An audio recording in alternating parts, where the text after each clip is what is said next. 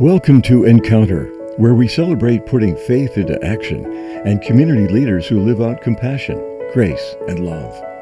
We're a program of the Broome County Council of Churches that addresses food insecurity through Chow and the Greater Good Grocery, provides hospital and jail ministry, builds wheelchair ramps, and assists neighbors with transportation and shopping services through Faith in Action volunteers. We invite you to the conversation. Encounter your neighbors as we learn to walk together in love and kindness. Good morning. Welcome to the Encounter program for this week. I'm Jeff Kellam. I serve as the Parish Associate at the Union Presbyterian Church in Endicott. For those of you who are watching us on TV and not listening on the radio, yes, I'm wearing a jacket just like Joe Selapak's. We bought these things within about a week of each other, and I've been reluctant to wear it because I didn't want somebody to think that we had an Encounter jacket hanging in the studio someplace. Anyway, here we are with this week's program. I've not always been the Parish Associate at Union Presbyterian Church. When I started my ministry, I was working in media. I got involved in that in college where I did a big band show while all of my classmates were playing rock and roll. And then in seminary, I was the announcer on a classical music format, public radio station. And then I started a jazz show there. And then I did a rock show for teenagers that was syndicated around the country. So all these different kinds of music, and I appreciate them all. I think being ecumenical in your music choices is so good because music can entertain, it can enlighten, it can comfort, it can excite. And one of the most exciting things that my wife and I do is to join the Binghamton Philharmonic subscription series. So we have our seat. We go, we see the people around us, we experience the concerts, and generally the audiences are so receptive. And so once again, our guest is Paul Cienniwa, who was just here a few months ago, I think, really talking about the past season. But now we're going to talk about the next season, which is coming up and starting in September? September. Yeah. Well, welcome. Thank you, Jeff. You're in your summer suit. I am. Nice to see you. Thank you. So you're in Joe's jacket. Yes, that's right. No. That's right. And for the radio audience, it's irrelevant. So the sense of community that I find when I listen to music, and I don't care whether it's at the firehouse watching jazz, or you go to Ransom Steel or someplace and watch country western. The sense of community between the audience and the performers is so important. As much to the performers, right, as to the audience. Yeah. And I love watching musicians play together because it's a common mission of theirs to play together. I mean, there are soloists, but even the soloist who comes and plays piano with the Philharmonic is playing with the other musicians. And talk a little bit about that sense of community that brings people together in music. In fact, we talk about this a lot in our office because we love the music that we are presenting, but a lot of our audience members aren't music scholars and so on. And I think that a symphony orchestra can have a reputation of being something really for connoisseurs and so on. Mm-hmm. And when you consider that the majority of our audience are not musicologists, you have to ask yourself, who is coming to this, right? Right. Because we have great audiences. In fact, on a regular basis, our musicians, if they come out to the lobby before the concert or during intermission, they will tell me, because they play in other orchestras, they will say, we're not seeing this where else we go. I don't know how Binghamton's doing this, but and they always compliment me. They say, you're just creating this great audience. It's not just me. But so our musicians have reflected on the fact that the Binghamton audience is, they always talk about an energy in the room. Mm-hmm. There's an excitement. Of course, part of that is that our professional orchestra is really quite exceptional. I think I've mentioned this on the show before. We won a national prize, the 2024 American Prize in Orchestral Music. Yeah. That's quite a distinction for a regional orchestra in Binghamton. But I do know, and also as a musician myself, that there is play between, not just between the musicians on stage, but between the audience and the musicians. They feel the audience. Yeah. And because the Binghamton Philharmonic gets good audiences, they know that there are people in that front row and up in the balcony and so on. So there's a lot of energy, and it's a sharing of that energy and that vibe that is an intangible that helps to make an excellent performance. It's a dialogue, and I always say, we can all just stream music and so on, but to hear that live, the listener is a part of that performance in as much as the performer is a part of the performance. Yeah. It creates that other quality, that intangible element that is so much a part of live music. I kind of identify with that as a preacher. Oh, yeah. I served as a pastor for years in various places, and you might go into the church on a Saturday night, practice your sermon, empty room. Sunday morning, when you deliver that sermon, whole different thing, because you're seeing faces, you're seeing responses, you're seeing my clerk of session asleep over here because he was an early farmer, and you see there's a sense of community there between the pastor and the congregation, the priest, the rabbi, the imam. And the musicians I know, and I know jazz musicians because I've traveled with some of them, they talk about how the audience response feeds them and their energy. And I know that you can't help but think when the Philharmonic audience erupts in cheers at the end of a piece. I don't remember this 10 years ago when I went to the Philharmonic. I don't know whether the audience has changed or what, but I don't remember the cheering that took place. Yeah, when we did Bruckner, was it Bruckner 6 this past season? Yeah. With the Bruckner anniversary year, a composer that's not a household name in at least outside of Europe, but and the musicians were taken aback by, before even the last note died out, people were on their feet. Yeah. That was wild, because Bruckner can be a little difficult sometimes. So there's a tremendous enthusiasm. I think we being the administration of the Philharmonic, we work a lot to build relationships with our musicians, because in many ways, or in some situations, musicians can come to play in an orchestra and they're all islands upon themselves. They're not, our musicians, we're a regional orchestra. We don't perform every weekend, and so we're bringing together these people who may not have seen themselves for a while or seen each other for a while. So we work hard to create good relationships with the musicians. That's Daniel Maestro Heggie's role in many ways. Yeah. We also, a lot of our musicians from out of town stay with people in the city. Yeah, our host home program, and that's really exciting because our musicians get to know the people who will be in the audience. I'm a host home as well, and sometimes we have multiple musicians in our home, and that's a level of relationship building. And so when you have that good spirit among the players, that does translate into the performance. You watch the wind sections, and there's a lot of, strings as well, there's a lot of back and forth with the eyes. They're watching each other breathe, they're together. I think that translates into the main house, where everyone's hearts are beating together, right? Yes. Through this, as I always say, this shared communion. Yep. Yeah. And the younger audiences often come to the Pops concerts, and that's when you hear a lot of cheering from the balcony, I think. And that Pops concert this past year with there were a couple that I remember, the ABBA concert. Dancing Queen, that was quite quite an audience. Dancing people were on their feet dancing, which makes us very happy. It was a great show. Sure. Well, and they're all great in their own way, and I know that the audience goes up and down, but the audience has been building through the years. And well, let's look at next year. We've been talking about, in general, what's coming up on the symphony's Well, first, schedule. It's our 70th season, which is a really good milestone, and we're already planning and looking towards 75, which is an exciting position to be in.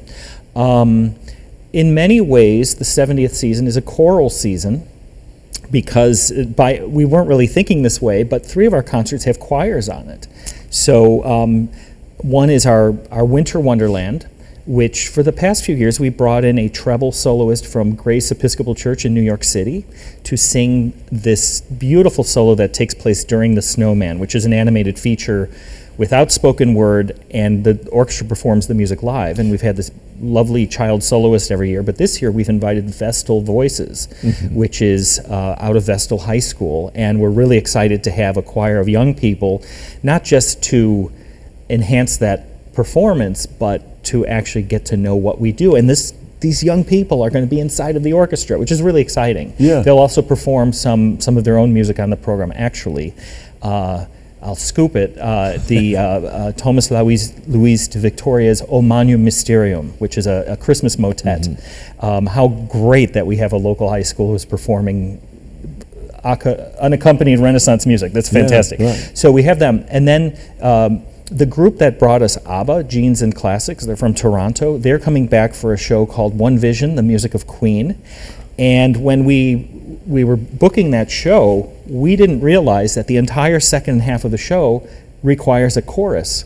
So we've brought in the Southern Tier Singers Collective to be the chorus, and it's more than Bohemian Rhapsody, it's more than We Will Rock You. They're singing throughout the entire second half. That's just going to add a whole new energy to that show. I just can't wait to hear Fat Bottomed Girls. I think that's going to be a wonderful addition to the Philharmonic's repertoire. And then, of course, in what we're really calling our 70th anniversary concert is Ode to Joy, Beethoven's Ninth Symphony. And for this concert, we have a chorus of 80. So a mix of Southern Tier Singers Collective, we have the Binghamton University Chamber Singers, and then singers from the Syracuse University Oratorio Society. Wow. 80 singers is a lot for that stage, and our operations manager, Leslie, is going to have a great time figuring where to put them. Put people, yeah. And then, of course, we have soloists for Beethoven 9, and they're coming in from the Curtis Institute of Music. Right. So it's those are some of the pillars of this season, but boy, it's a great one. Another thing we're doing this season, we're finishing our Beethoven project. This was a 2-year cycle that was instituted prior to my arrival at the Philharmonic. And what happened to that? I mean, well, the COVID happened. That's right. And but since that program was really stopped, we made it up to symphony number 3, I think. Or was it 4? I think it was 3. 3.5. 3.5. We then, each season, we've been performing a Beethoven symphony. So last season we did 6, the Pastoral. That's right. The original Beethoven project got up to 3, and then there was the pandemic. And then the season after we did 4, 5, and then last season we did 6. But this season we said let's finish this, right, especially as an anniversary season. So we open on September 27th. That program includes Beethoven's 7th Symphony. Our November concert has Beethoven's 8th, and then at the end of March we have Beethoven's wonderful 9th, the Choral Symphony with Ode to Joy, and this tremendous Schiller text that is sort of a foundation of American Enlightenment philosophy, the Ode to Joy. Right. So this is coming up in the season of the Binghamton Philharmonic, and you can get the whole schedule at the website. BinghamtonPhilharmonic.org. So simple, BinghamtonPhilharmonic.org. Our guest today is Paul Cienniwa, who's the executive director of the Binghamton Philharmonic Orchestra. When you look at the coming season and gathering the musicians for these things, I'm just overwhelmed by how you draw musicians. These are not people who live in Binghamton Endwell necessarily. These are folks who come from all over the Northeast. Well, 1/3 of our orchestra is Southern Tier. Okay. So we are drawing, Ithaca, but we have a number of core musicians who live in Greater Binghamton. Right. Our principal cellist, Hakan Tega, lives in Binghamton. So, and one of our newest musicians is a cellist, and I have to sing his praises because Joe Isom, because we are a professional orchestra, so we're a union orchestra, and union rules are that we advertise our positions nationally. So when we have auditions, we have people coming from around the country, for real. Yeah. Joe Isom, who teaches at West Middle School, won the position.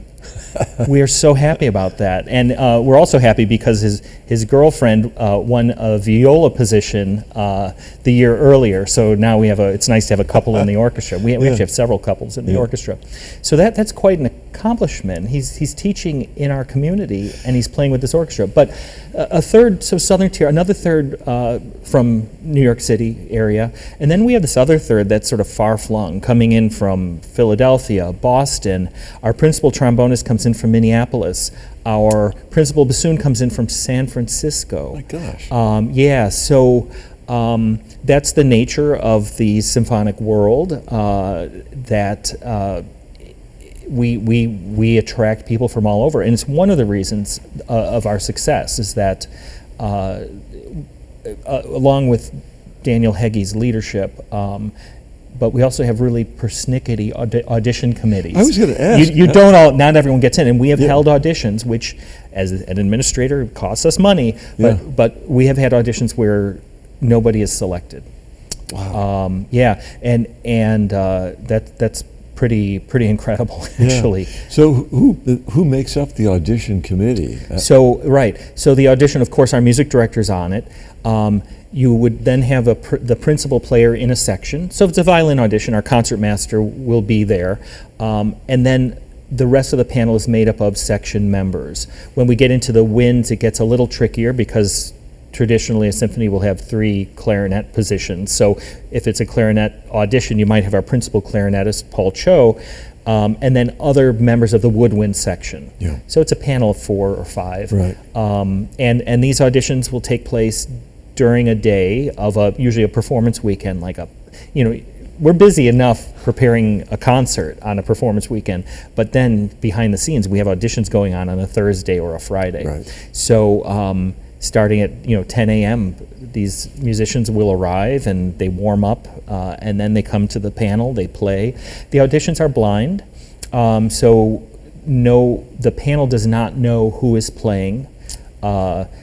And that's industry standard. Yeah.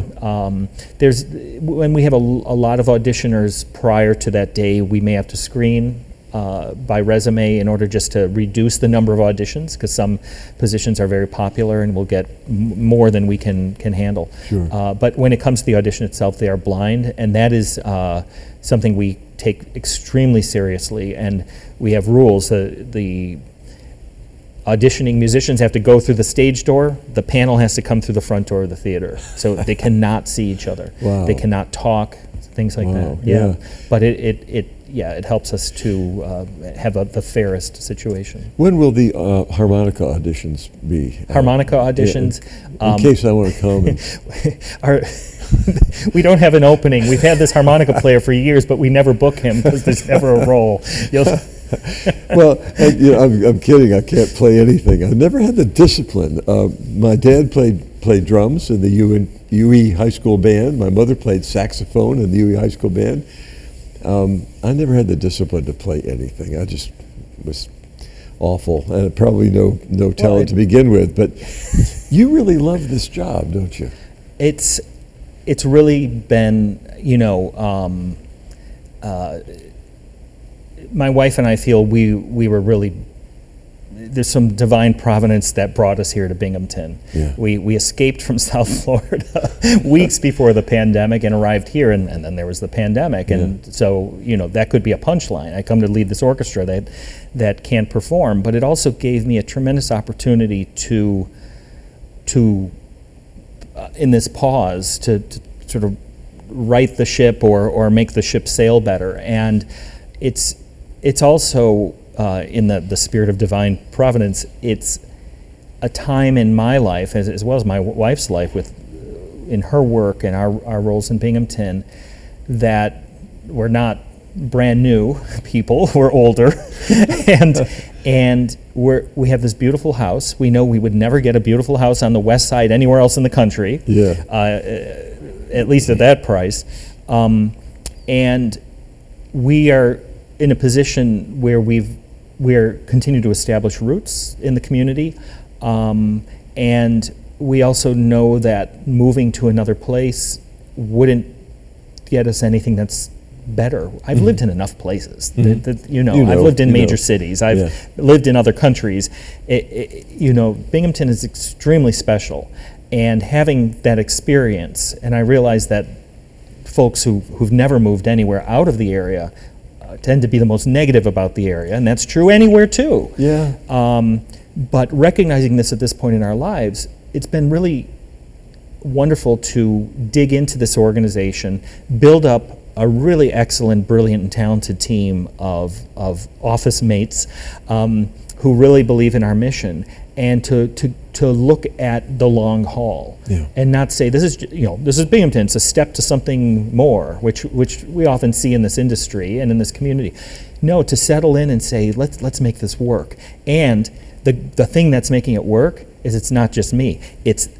Or my staff, it's the other side, which is this audience and this community who wonderfully recognizes this renaissance that we have and this wave that we're riding. And it's something our music director and I talk about as well, and our musicians, that what is going on here? We're riding this wave, and we're gonna keep on that surfboard as long as we can. Right.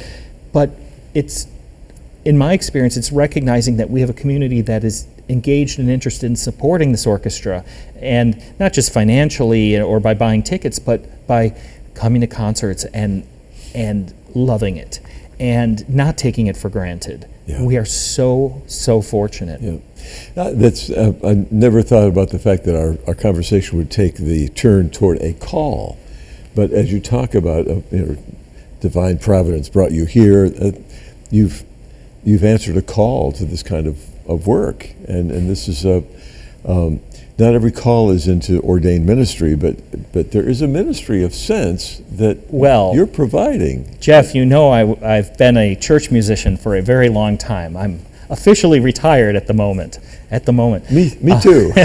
And when I started at the Philharmonic, I said, oh my gosh, this is like being the rector of a church. And because, but honestly, I have worked 30 years as a church musician, and part of what I bring to the table is, unfortunately, I've seen a lot of really bad leadership. I've also seen a lot of lay leadership that has burned through resources and spent down endowments and poor communication and just general, I don't want to say it's poor stewardship, it's perhaps people who didn't have the time or weren't equipped to manage the complexities of a parish family. Yeah. So in many ways, I come to this position riding on bad experiences, and that has been a learning experience to say, how would I want to run my church? And I've said it before, running this Philharmonic is in many ways running a church. Yeah. Every person who, we view this in many ways, our staff as a hospitality industry. Yeah. And the church is our hospitality industry. They better be. Yeah. Well, and that's a new thing now as new churches are built. The welcoming space before you enter the sanctuary is getting larger, because they know that as you come into the church, you want to feel welcomed and embraced before you go into, pardon the expression, the business of worship. So I understand the hospitality piece, that you want to be welcoming to everyone who comes to your door. But you're a Protestant, so welcoming can also be going into a worship space and not being distracted by being welcomed all the time. Yeah. So, there's that too, is coming into a worship space that is clean. Yeah. We're getting into theology. Remember, I worked in churches a long time. Okay. No, this is fun. Coming into a space that is reverent, that is worshipful. I don't need a cup of coffee when I come into church. Yeah. Although I did work in a church where people brought coffee in all the time. For my worship practice, I want to come into that worship space, and it's welcoming to me when it is reverent and careful and intentional. Mm-hmm. And I know that there are different views on that. Some want a more lively, traditionally welcoming space. Sure. But I think welcoming takes on a lot of different there are different ways to welcome. Yeah, I understand. And I did a wedding once where it was at a church that didn't look like a church, looked like it's just a gymnasium kind of thing.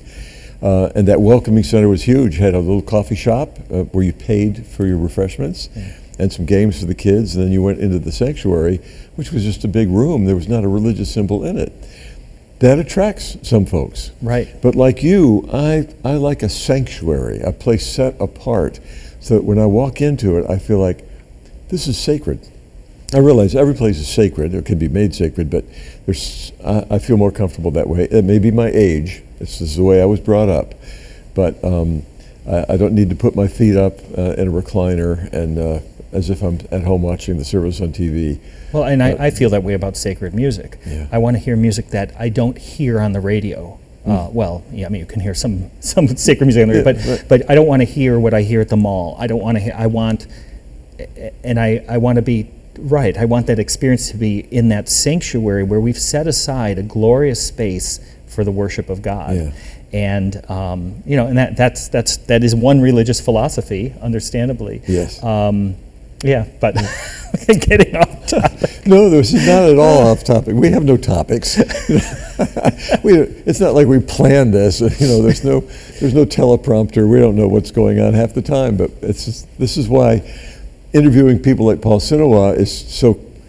I didn't have to prepare today. I didn't have to pretend to be interested in your topic. And forgive me, I'm not. I don't do that. I'm always interested in the topic because I invite the person on. Yeah. We don't have a producer who assigns us people to interview. So the people I have come on, I'm always interested in what they have to say. Once again, we have just about a minute and a half left. The website for the Binghamton Philharmonic is binghamtonphilharmonic.org. Yep. That's all the address you need, and you'll find all the information there. If you can't spell Philharmonic, you can just look up on Google, Binghamton Symphony Orchestra. It'll come up. Yep. You'll find it there, and you'll find ways to subscribe or to buy individual tickets for each concert. And again, the concert season that's coming up is going to be wonderful. Everything from Queen to Beethoven. Yeah, and more, and a lot more. Yep. Paul, thank you so much for coming in today. And I want to thank our audience for joining us for this half-hour conversation. I always tell my guests that it's not an interview, it's a conversation, and I'm trying to put everybody at ease, including you, our viewers and our listeners. The Encounter program is produced by the Broome County Council of Churches as part of its outreach, and Chow and the Greater Good Grocery Store, the chaplaincy programs, the volunteer ministries are all part of the Broome County Council of Churches outreach to our community, supported by churches of all different shapes and sizes and denominations. I'm Jeff Kellam. I serve as the parish associate at the Union Presbyterian Church in Endicott at the corner of Liberty Avenue and Main Street. And you're welcome to come to our 10:30 service anytime you like and drop that in too. Also, Bill Carter and I do a podcast called The Spirit of Jazz, linking jazz and the spiritual life. So wherever you find your podcasts, you'll find our Spirit of Jazz.